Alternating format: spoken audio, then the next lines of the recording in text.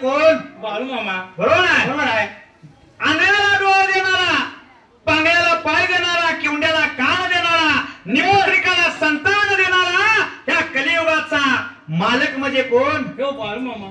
बाळू मामा महादेवाचा अवतार आणि या जगदुनियामध्ये जाहीर झालेला 19 बग्यामध्ये बाळूमाची किती मेंढे आहेत?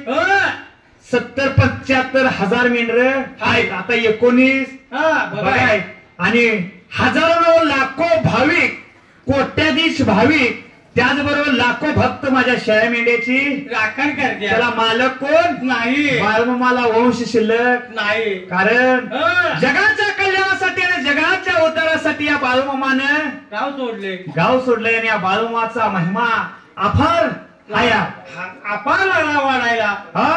आणि या कलियुगातला शेवटचा संत, परंतु संत कुणाला म्हणायचं?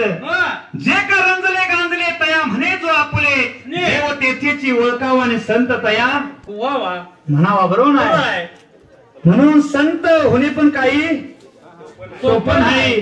त्याला देखील बाळूमा देव असून सुद्धा चाकरी करावी लागली आणि मेंढ्या उन्हात तानात पावसात काट्या कुट्यात बाळूमाला माझ्या चाकरी केलेली आहे. चाकरी केलेली आहे. कारण की चमत्कार केल्याशिवाय नमस्कार कोण घालत नाही. बरोबर नाही. बरोबर आहे. चमत्काराशिवाय नमस्कार नाही. आणि म्हणून बाळूमाचा माझ्या चमत्कार बघितलं तर तुम्ही बघू शकताय. कादंबऱ्यात असणारा ग्रंथ आहे. ग्रंथामध्ये बाळूमा सगळे कथानक आहे.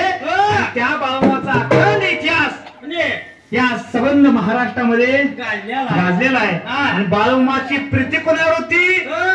तर शेळ्या मेंढ्यावरती, बाळूमाची मुख्य प्राण्यावरती. बरोबर आहे. कुठलं शेळी, मेंढी, गाय, कुत्रा, सर्प, घोडी असा ह्यावरती मुख्य प्राण्यावरती भूतदया माणसाने केली.